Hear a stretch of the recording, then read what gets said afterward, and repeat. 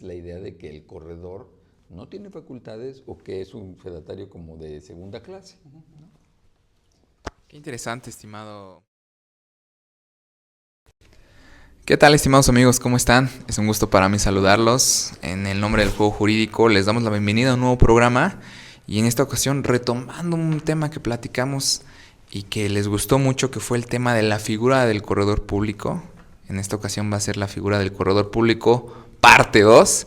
Y antes de iniciar, como siempre con este programa, agradecerles a ustedes por estar aquí con nosotros, apoyando este proyecto cada miércoles 5 p.m. en este canal de YouTube, un nuevo programa de derecho en el cual pensamos que van a aprender bastante. Y a mí me siento muy a gusto porque estoy entre amigos con el doctorante Noé Andrés Quiroz Morales. ¿Cómo estás, amigo?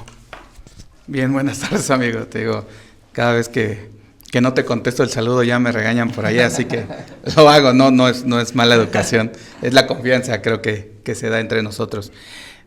Pues sí, un tema, reitero, lo hacemos con esta expectativa de ir vislumbrando áreas del derecho que son poco conocidas, que la gente no está tan cercana a ellas, que el público en general tal vez luego por desconocimiento no se adentra a ellas, y creo que la plática anterior que tuvimos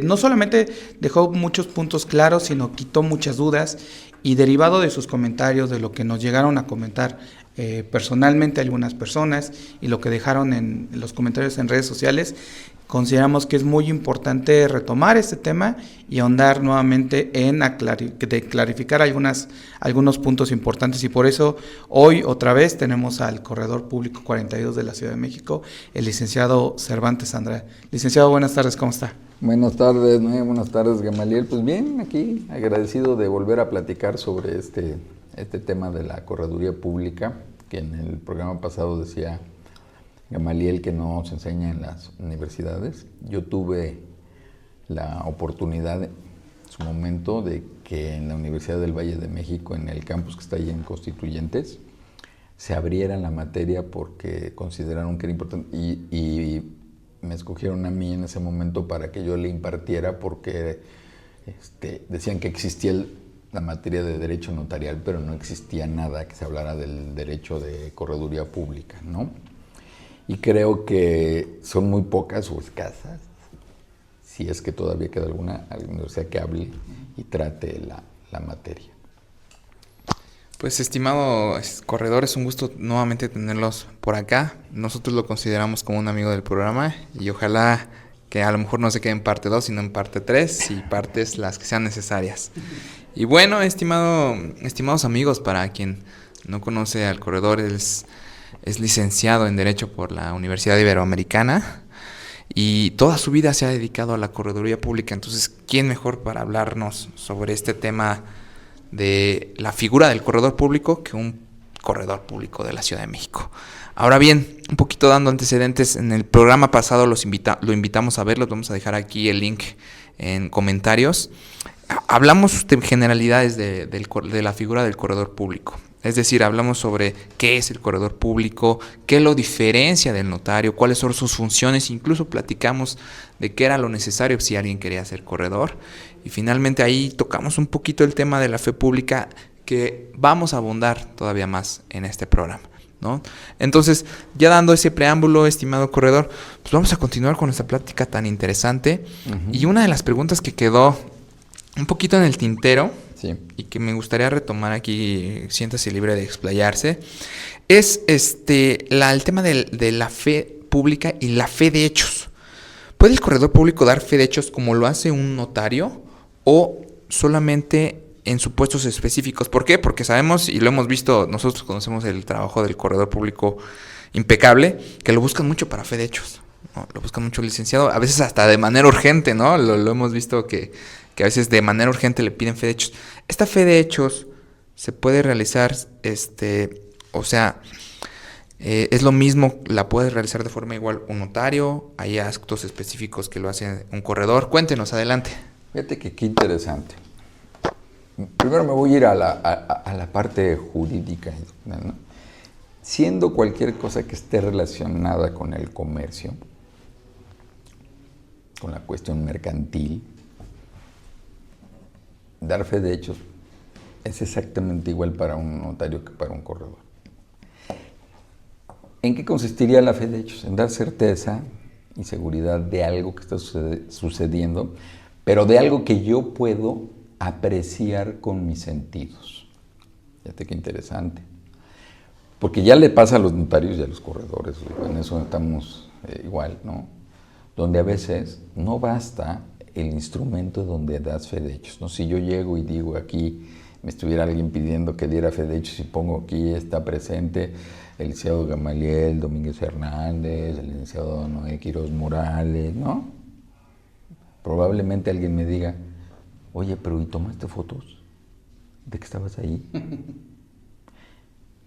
En ningún lado van a encontrar, excepto ahorita les digo en qué materia, que la ley diga, ni la del notariado, ni la de la correduría pública, que hay que tomar fotos.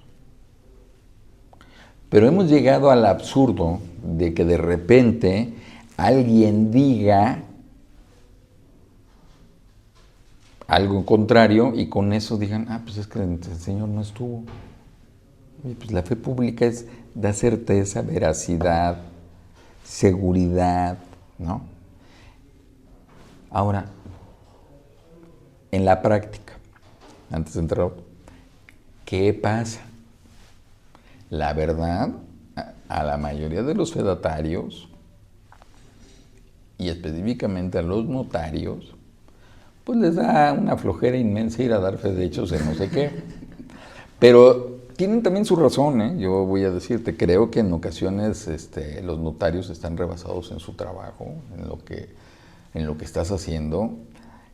Tienes que distraer bastante tiempo para salir. Pero además, lo que no ven los solicitantes, los clientes que le piden a un notario o a un corredor una fe de hechos, que se les hace carísimo, es que me cuesta tanto la hora y van y vienen y casi como marchantes, no es que aquel me ofrece tanto, es la trascendencia que puede tener. Porque tú muchas veces si vas a ir a dar fe de hechos es porque efectivamente ahí hay un conflicto o lo va a haber, ¿no? Y entonces lo más probable es que cuando tú hayas levantado tu fe de hechos y le exhiban las partes, te van a mandar llamar a juicio. Y en una de esas hasta te tienes que defender. Entonces eso no te lo paga por más que hayas cobrado una fe de hechos, ¿no? Entonces, en la práctica, hablando la verdad como dijeran en los 60s y 70s, la neta del planeta, tú vas a pedir una fe de hechos y la mayoría de los notarios te van a decir, no están en testamento. ¿Por qué dicen en testamento? ¿Ustedes saben eso? Porque de acuerdo a la ley del notariado, el testamento público que da un notario es un acto continuado, no se puede interrumpir. Entonces, pues si no se puede interrumpir, no puede salir a dar una fe de hechos, ¿no? Pues ya. Cosa que el corredor no puede decir eso, a lo que el corredor le pueden decir que está haciendo otra fe de hechos. Y ya, que no está en el momento. No, pero el tema es por eso, y hay validez, y es lo mismo que hacer las notificaciones, ¿no? Mientras sean de actos mercantiles, mira, por ejemplo, acabo de vivir un caso donde se trata de pedir notificar algo de rendición de cuentas, pero es una sociedad civil, entonces yo le tuve que explicar a quien decirle, no, esto lo tiene que hacer un notario. Y me dice, es que ya encontré si no quieren, pues habrá uno que sí quiera, créame que sí, ¿no? Y no, y sí hay. Y ahora, otra que pasa, ¿no? En los notarios que están muy bien organizados, eso que ni qué, en el colegio de notarios, pues tienen guardias. Si tú hablas a la guardia, generalmente, pues el que está en guardia te tiene que atender, ¿no? Entonces, siempre habrá uno, a lo mejor no el que tú quieres, pero siempre habrá alguno, ¿no? En los corredores es exactamente lo mismo. Pero ¿cuál es la dificultad o la facilidad para hacerlo, ¿no? Que tengas, la verdad, la voluntad de cumplir con el servicio para el que te dieron tu patente y tu habilitación, ¿no? Obviamente, si me preguntas, efectivamente, de hacer una notificación y hacer una fe de hechos, todo el mundo diría, híjole, piénsalo 10 veces porque de veras hay bronca. Y entonces, cuando venga, por más que la cobres, como la cobres, a lo mejor no te alcanza a la hora que te tengas que defender en un juicio, ¿no? Porque no es que si esté bien o mal hecha, o sea, olvídate, ya, eso Puede estar perfecta y simplemente como dije, pues yo no estuve. A ver, enséñame una foto. Pues no es de foto, es de que lo que yo puedo apreciar con los sentidos. Y hemos llegado al absurdo de que si te tomo una foto, resulta que eso sí tiene validez y no mi fe pública. La fe pública no es la foto. No es cierto. Eso es un respaldo. Y además ahí ya entramos en algunos temas de derecho a la imagen, a la privacidad, etcétera, ¿no? Sí, y esta parte que nos comparte el licenciado, de esta diferencia práctica, del tener más disposición para los clientes, es algo que llama la atención. Ahora, derivado de esto que nos comenta, en la plática anterior me puse a estudiar, y algo comentaban por ahí del tema de que los notarios solamente pues al final dan fe y digamos de un documento, un contrato y demás. Sin embargo, los corredores, además de tener la función de la fe pública, también son asesores. Y además, no, o sea, digamos, sí se pueden meter a las entrañas de un contrato y decir, esto está mal, modifícale acá, esto no es legal. Lo que entiendo no podría ser un notario. Es decir, el notario en algunas cosas simplemente sería, pues yo no lo puedo hacer porque está mal, pero vayan y corríjanlo. Te diré que, mira, eso es una según. Esta frase la van a oír y la han oído muchas veces, ¿no? Vamos con mi notario. Uh-huh. Los notarios no son de nadie, ¿eh? Y los notarios son imparciales. Igual el corredor público.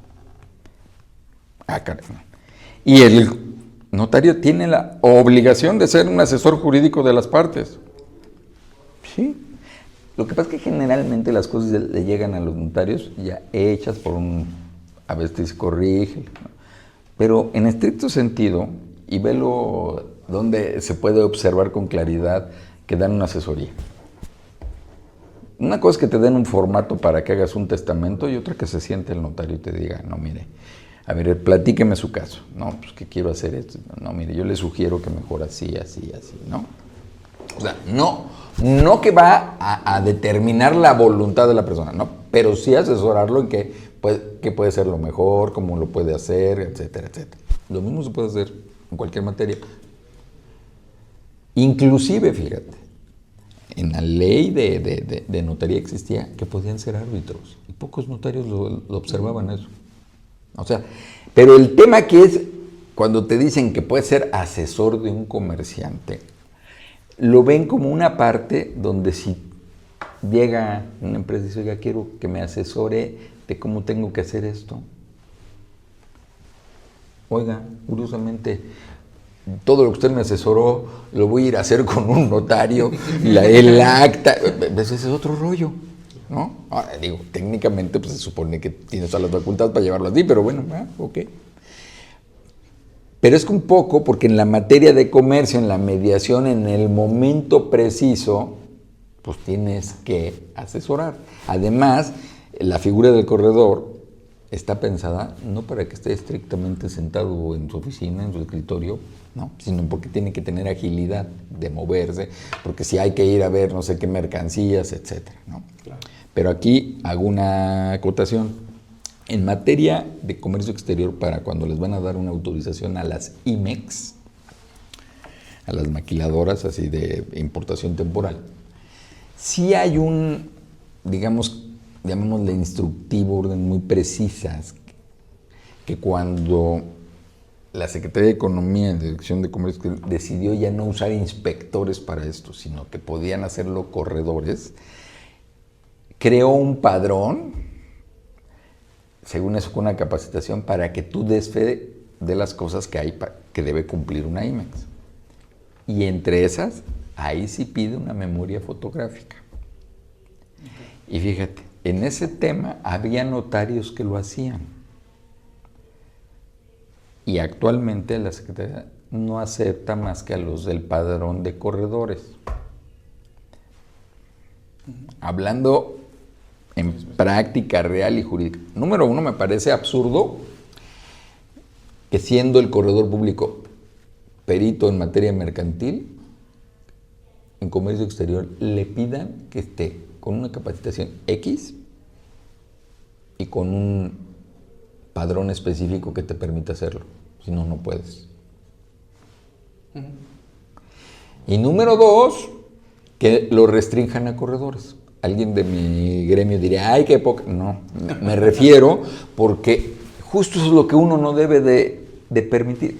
Así como te molesta decir, oye, ¿cómo es posible que digan que solamente pueden entregar en su momento los poderes de los representantes de una sociedad, un notario y un corredor no? Y un notario sí puede ser una inmobiliaria y yo no.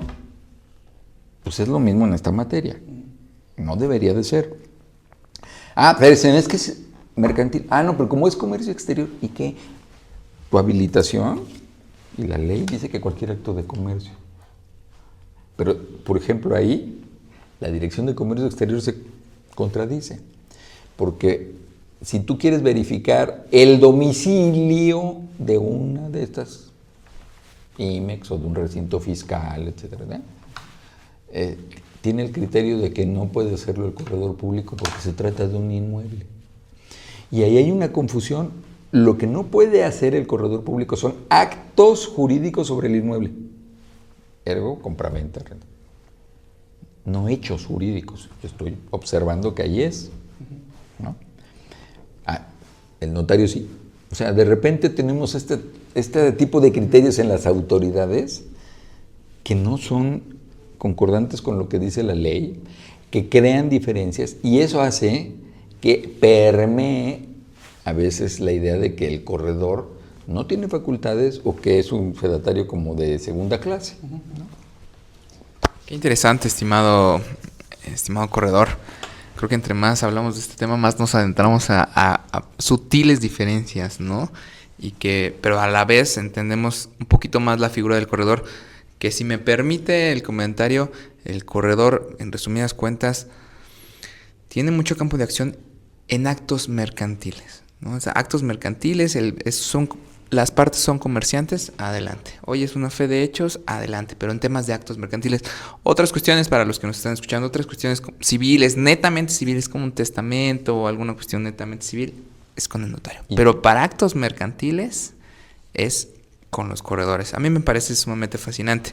Oye, y una pregunta justamente en este tema de un poquito de las diferencias y similitudes entre notarios y corredores.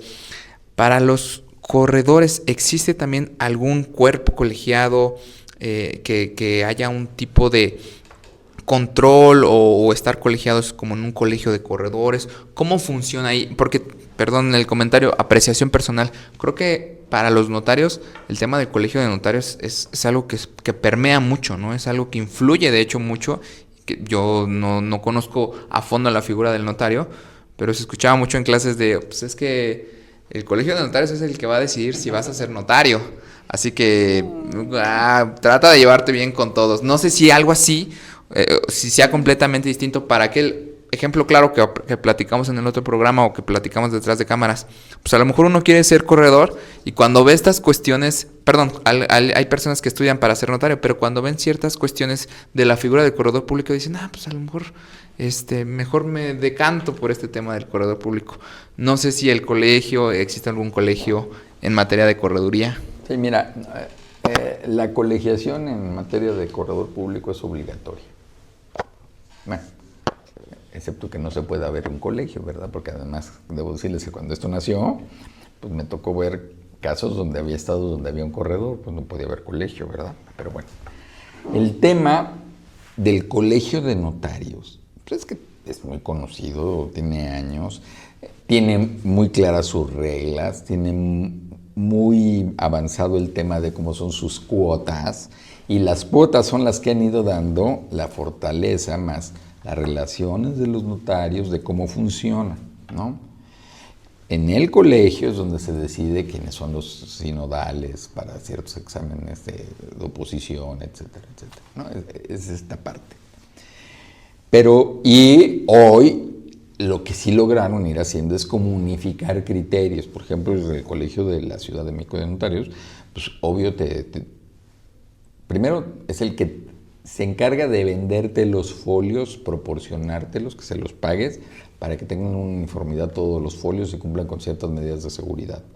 Es el que te da los quiniagramas que ustedes verán en lo hace el colegio El colegio también tiene esta parte de defender, asesorar y demás a un notario cuando alguien... pero también está para recibir quejas y revisarlo. Existe exactamente igual el Colegio de Corredores Públicos de la Ciudad de México y también hay colegios en las entidades y hay un colegio nacional. ¿Okay? Eso ha existido. Y eso también es lo mismo, o sea, tienes que pagar tus cuotas, tienes que tener cierta información que te da el colegio, de ahí se nombra quiénes son los sinodales que van hacia a los exámenes definitivos, son los que se encargan de procurar ver que haya convenios y que se vaya conociendo la figura, etcétera, ¿no? ¿Cuál es el tema? El poder económico. Ese es el tema, esa es la diferencia. Ya no quiero andar en esa parte. No, justo creo que tanto el programa anterior como creo que hemos ido diferenciando muy bien y entendiendo cada vez mejor la figura del corredor. Ahorita comentaba el licenciado Gamaliel el hecho de cuando haya la intervención de un comerciante, el corredor puede intervenir en este tipo de actos, en este tipo de fe pública. Pero para el efecto de la gente pueda concretamente, cuando vea este video, diga, en vez de pensar en un notario, piense en un corredor, como un listado de actos que pudiéramos, digamos, casi como un acordeón. A ver, si vas a constituir una SADCB, piensa primero en un corredor antes de irte a un notario. No sé, que nos pudiera dar un listado, digamos, ¿sí?, de 5 o 10 actividades más comunes que ustedes realicen para que la gente que ve este video diga,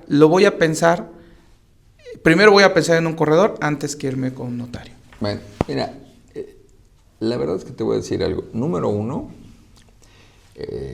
basta con que una de las partes sea mercantil para que la acto sea mercantil, porque ya no existe la mercantilidad condicionada, y para eso está por ahí el artículo 1050-1051 del Código de Comercio. Pero el tema, por ejemplo, claro, puedes constituir cualquier tipo de sociedad mercantil, se llama SASB, SDRL, bueno, ya ni quien te haga un comandita simple ni por acción, ¿no? Pero una cooperativa, una sociedad anónima promotora de inversión, etcétera, ¿no? Esa es una unión de crédito, etcétera. Bueno, eso lo puede hacer el corredor. Los contratos a veces de préstamo, ¿no? Generalmente las personas piensan y los asesoran de decir, fírmate un mutuo. Y le agregan un pagaré después. No, pero ¿cómo? Mutuo, o sea, un contrato civil garantizado para el cobro con un título de crédito que es mercantil. ¿Lo has visto? Bueno, existe en el Código de Comercio el contrato de préstamo. Exactamente igual, con y sin interés, ¿no? Por ejemplo, las cartas poder famosas, ¿no? A veces tú lo que necesitas es que alguien vaya y realice un acto concreto contigo de no sé qué, ¿no? A veces, generalmente es para hacer negocios, no es para... No me meto en que nombres un gestor para que vaya y saque tu acta de nacimiento, no, que ahora ya te hace por internet, no. Pues existe la comisión mercantil. Y además, fíjate cómo es de increíble en eso la ley.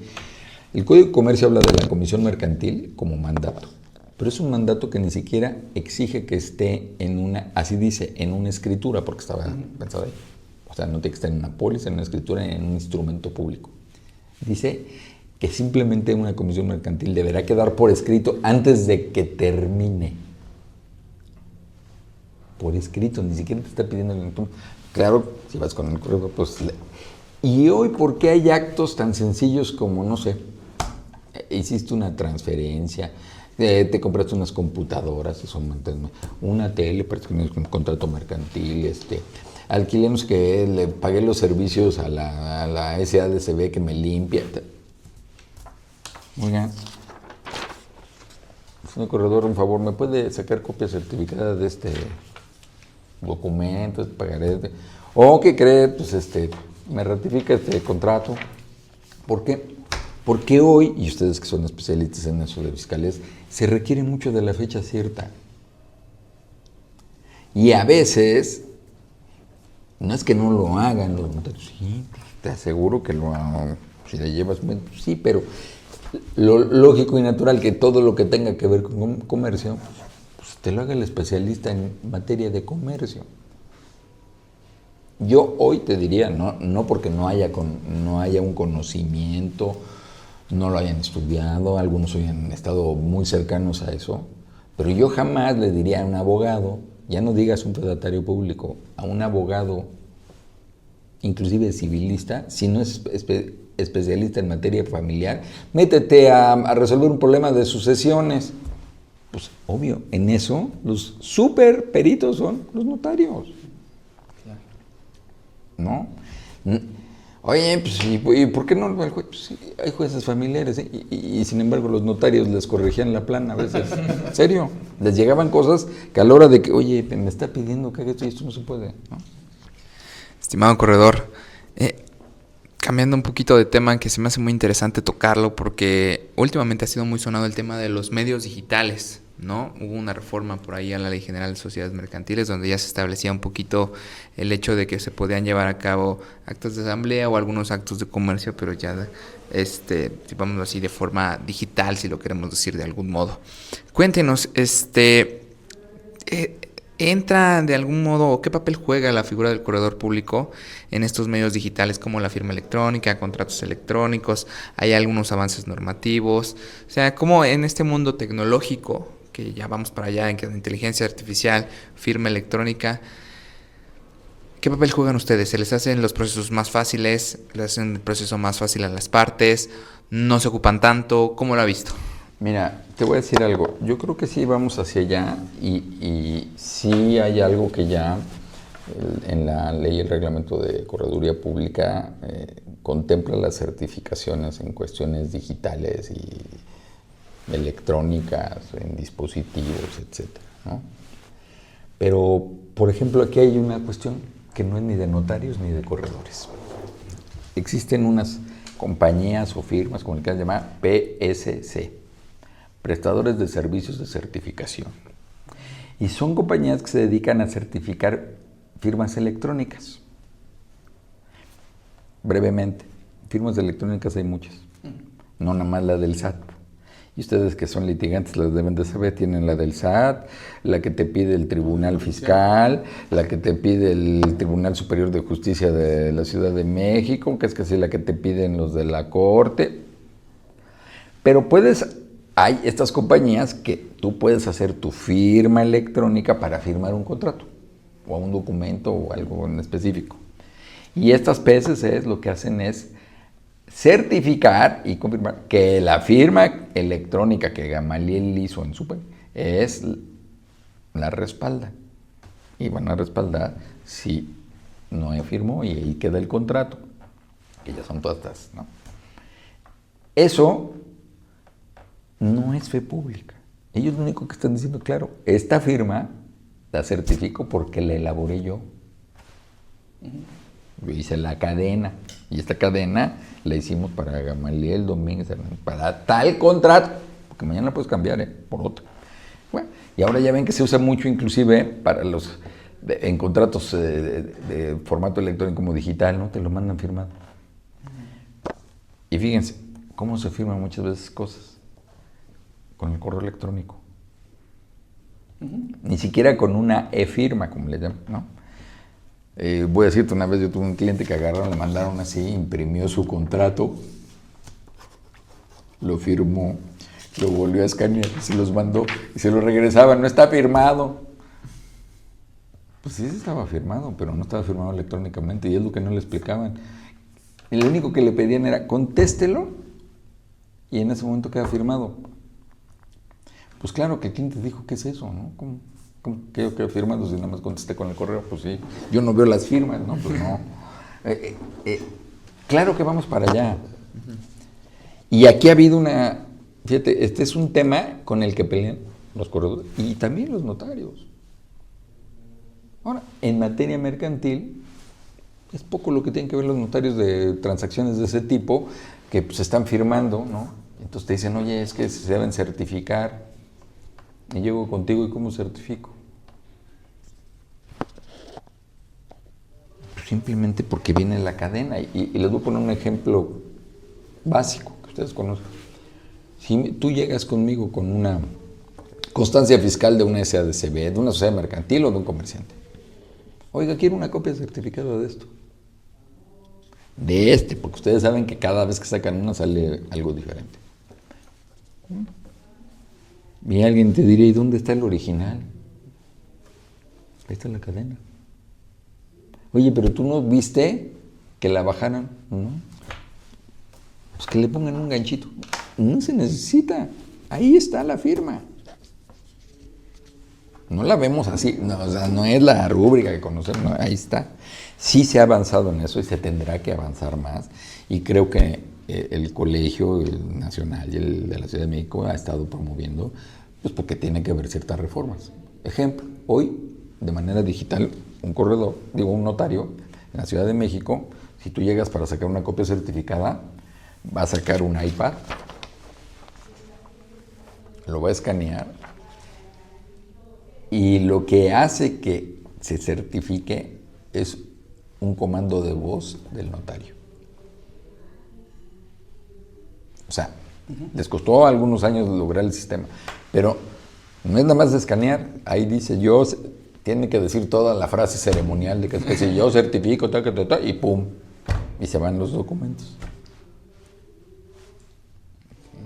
O sea, para allá vamos. Los corredores nos siguen trayendo un montón de documentos porque los comerciantes así son y les tienes que seguir sacando copias, sellando. Oye, ¿puedes certificar? Me pasa. Oiga, aquí una conversación de WhatsApp. También lo puede hacer el notario. Ah, bueno, pero esta es una materia mercantil. Aquí estaban diciendo que sí, pues sí. Ah, pues aquí, que allá. ¿Dónde entra en los medios electrónicos el tema? Ahí es un tema de derecho muy interesante, el ser especialista en derecho digital. La verdad que muchos de los abogados que hay ahora, los primeros son a veces que son ingenieros en sistemas que se hacen abogados porque hay que entenderle cómo funciona el hash, el otro, cómo vino y cómo llegó, cómo se comprueba que salió de ahí, de la IP, etcétera, etcétera. Sí, ese tema es interesantísimo, sobre todo por tecnologías como tú lo platicabas hace poco del blockchain y ese tipo de cosas. Creo que es un poquito hacia allá donde... Y mira, el blockchain es un programa que dirías que son contratos que se administran y se ejecutan solos, porque en el momento en que tú pones todos los pasos, el momento en que se van cumpliendo, el sistema va diciendo tuc, tuc, tuc, tuc, paloma, paloma, paloma, paloma, paloma y hasta el pago, ¿no? Eso y los famosos contratos inteligentes, ¿no? Exacto, así. Gran tema.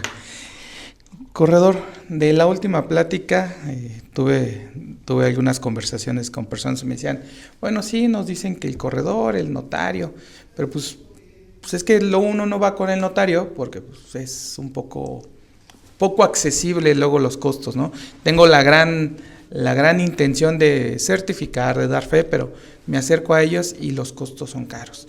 La pregunta que me decían, ¿los costos con un corredor son similares, son distintos, tienen un mismo arancel o hay una ventaja competitiva en esta parte?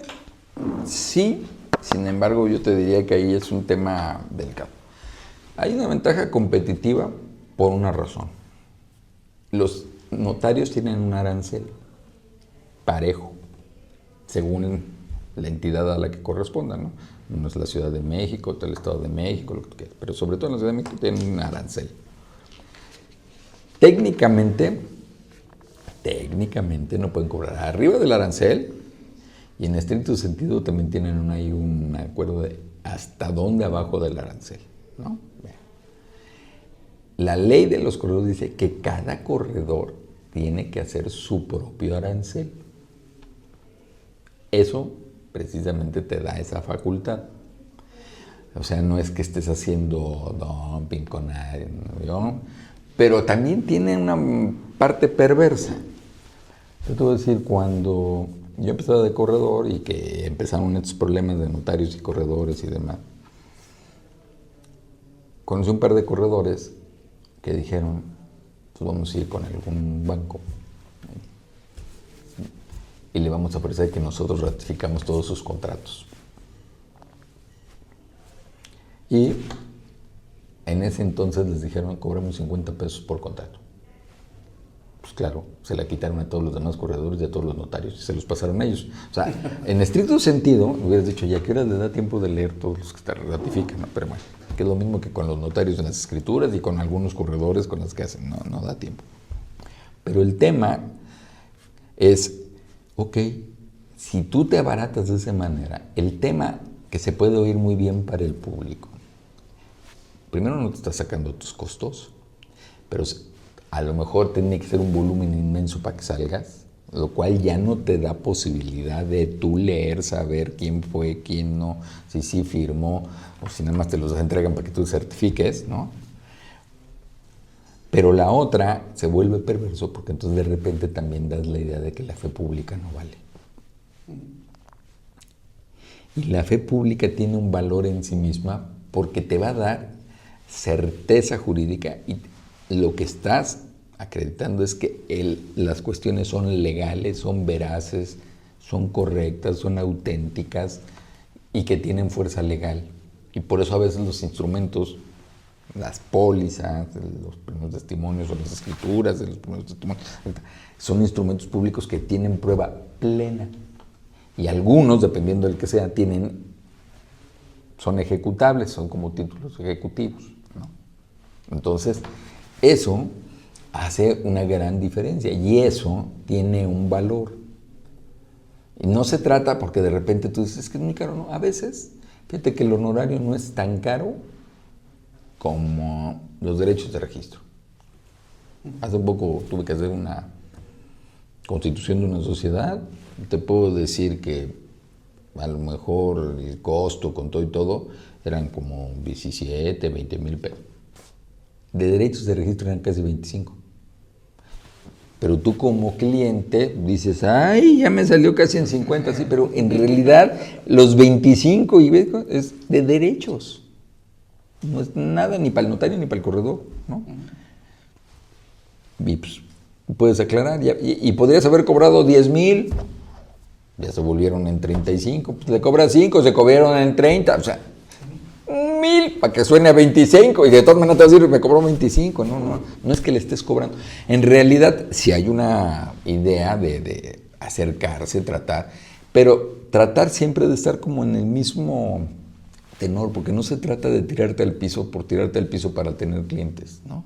No, creo que tienes que ver tus costos y demás, y a veces eso influye. Por ejemplo, no es lo mismo que el costo que ya tienen los folios y los diagramas y todo lo que es del notario, además de cuota, que la cuota que cobran en el colegio de corredores. Ya desde ahí hay un costo mucho más alto para los notarios.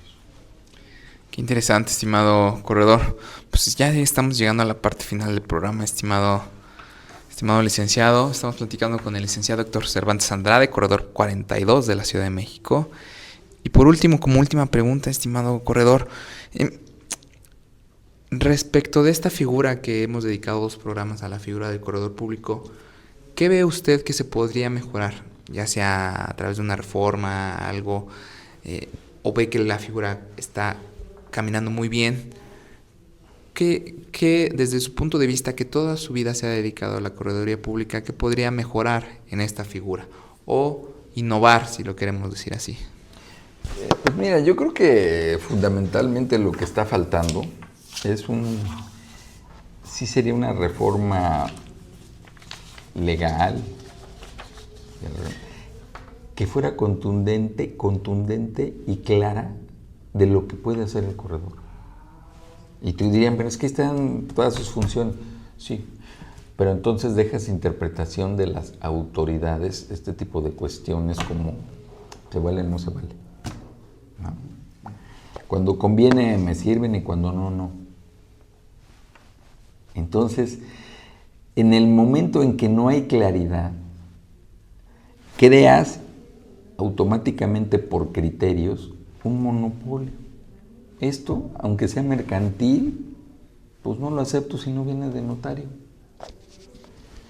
Ya no hace mucho, pues como unos 2 o 3 años, un corredor que hizo una demanda en Hidalgo contra Banorte, porque efectivamente a este cuate, el cliente, le pidieron, le exigieron en el banco que si las actas y todo no eran de notario, no le recibía nada, y entonces fue con su corredor y le dijo, oye, no me acepta nada, y se fueron a Lampa y les ganaron, les tuvieron que decir que a fuerza lo tenían que aceptar. Pero entonces te pones en cosas de hecho, que si eres consciente acabas diciéndole al cliente, híjole, pues vete con el notario, porque yo me voy a ir al pleito, lo voy a ganar, pero tú pierdes tiempo o te obstaculizan. Y es que eso es por la vinculación que hay, ¿no? Por ejemplo, un fideicomiso, ¿dónde, en qué ordenamiento jurídico viene el fideicomiso? ¿En el Código Civil? No. Pero intenta, ¿cómo? Quiero formalizar un código. Vete con el notario. ¿Por? Y él, no porque no haya corredores que hayamos hecho algún fideicomiso para alguna institución de crédito, pero generalmente, te digo, se voltea a ver como si el corredor fuera de segunda, como si no tuviera los conocimientos. No.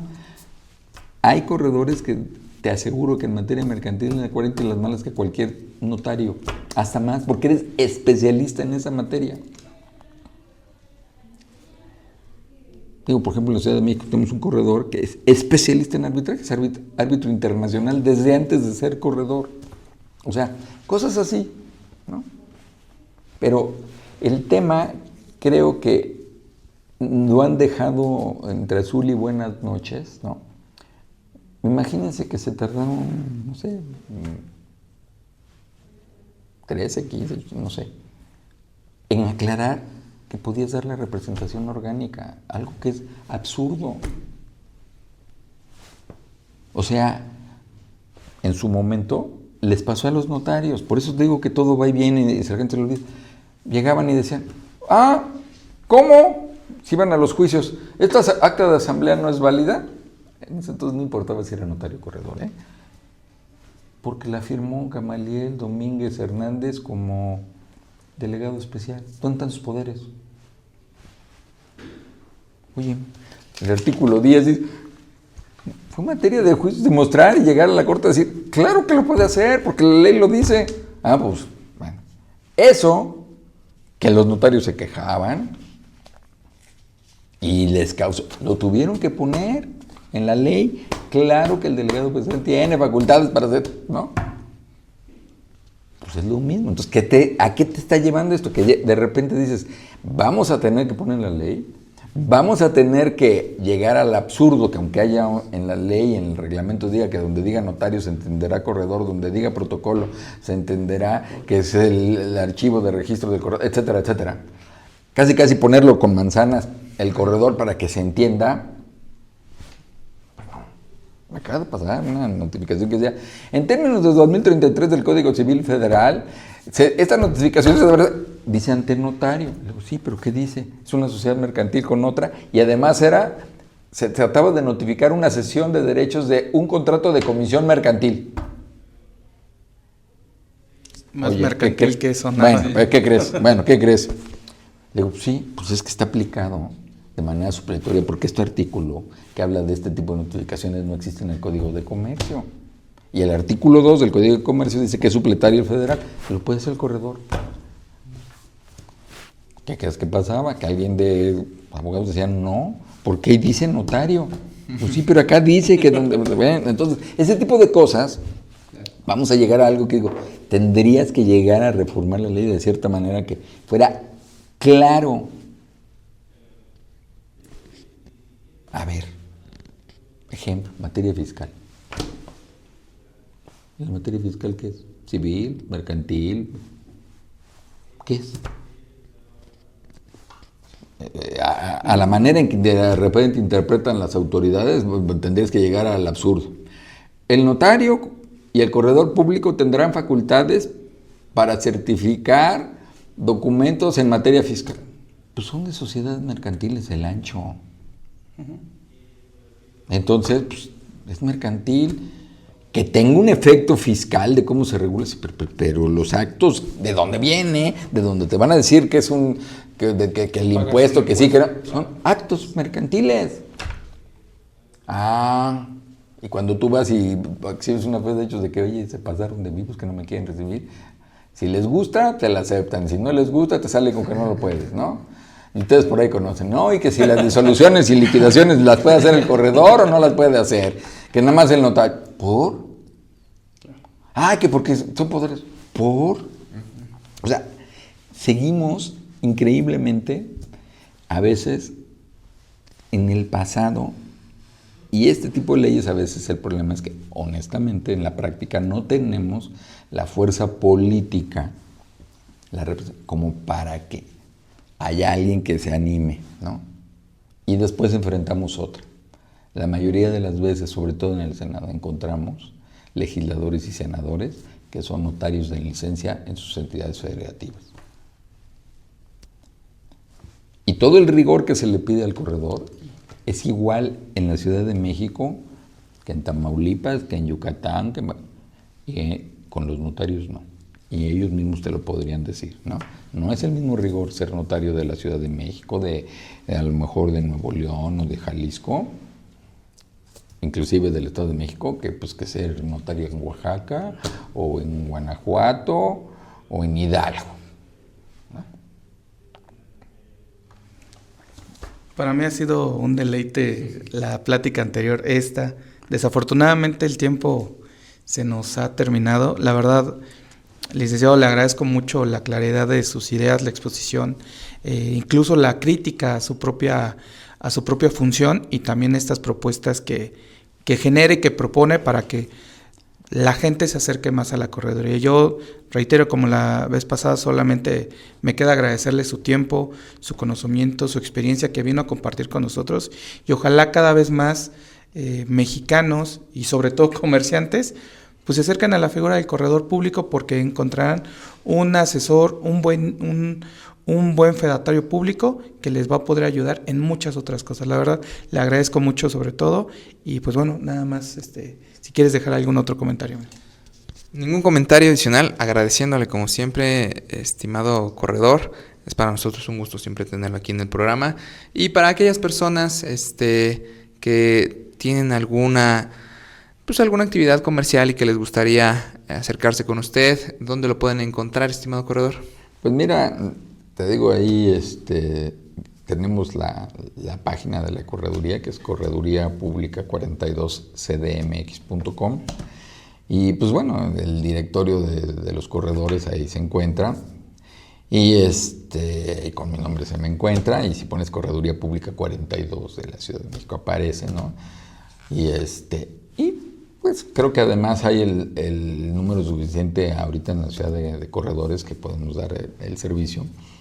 Y que creo que además hay esta vocación un poco, inclusive hasta de acercarse más, porque sabemos que a pesar de que tiene la cédula real, ni siquiera los notarios la tuvieron, porque actuaban con una cédula de España. En la Nueva España, que crea a los corredores, es de 1544. Y después se hizo una cédula real especial para que la Ciudad de México otorgara el título o la habilitación de corredor. Mucho más antiguo. Y entonces, a pesar de eso, la gente no lo conoce, y te digo, difícilmente a veces oyen la palabra corredor y no le suena, ¿no? Pero si lo identificas con esta parte que corredor es llevar entre partes, propuestas y demás, que ahí es como nace la figura, es por eso que tiene ese nombre, ¿no? Pero al final, mira, ha habido países donde unificaron inclusive a los corredores con los notarios para evitar estas confusiones, ¿no? Pero creo que el tema de tener otras facultades como la evaluación, como tener la posibilidad del arbitraje, ¿no? Pero sobre todo el hecho de tener un conocimiento genérico de todo lo que implica el comercio te hace ver las cosas de otra manera y tener una manera de acercarte a los clientes y asesorarlos diferente. Ahora, también, curiosamente, por lo menos en de las que fueron de mi generación y los que siguen siendo, muchos de los corredores públicos que llegan a habilitarse son gente que estuvo de postulante como abogado, independientemente de haber trabajado en una notaría o corredor. Y el hecho de haber sido postulante, litigante, etcétera, etcétera, a veces te da una visión diferente que si estuviste siempre sentado atrás de un escritorio. Interesante reflexión, y creo que eso aplica para muchas materias, ¿no? La parte de estar como abogados litigantes, que a mí me encanta, te da también otra visión, ¿no? Y sobre todo me gustan estas pláticas porque justo aprendemos de otro punto de vista, como lo es del punto de un corredor público. Pues ahí lo tienen, estimados amigos. Estuvimos platicando con el licenciado Héctor Cervantes Andrades, corredor público número 42 de la Ciudad de México. Ya saben dónde encontrarlo. Y bueno, hemos llegado al final de este programa. No me despido sin antes agradecerles por escucharnos como cada miércoles. Los invitamos a suscribirse al canal, activar la campanita y a seguirnos en nuestras redes sociales, YouTube, Facebook, Instagram, TikTok si tenemos, y Spotify, para que vayan escuchando nuestros podcasts cuando van en camino a la escuela, al trabajo. Es para nosotros un gusto que nos escuchen. Y sin más, me despido a nombre del doctorante, ya sabemos, tienes tantos títulos que ya no me acuerdo. Doctorante Noé Andrés Quiroz Morales y el corredor público 42, Héctor Cervantes Andrades. Yo me despido, licenciado Gamaliel Domínguez, y nos vemos en la siguiente emisión de El Juego Jurídico. No olviden, cada miércoles 5 p.m. Nos vemos. Hasta luego.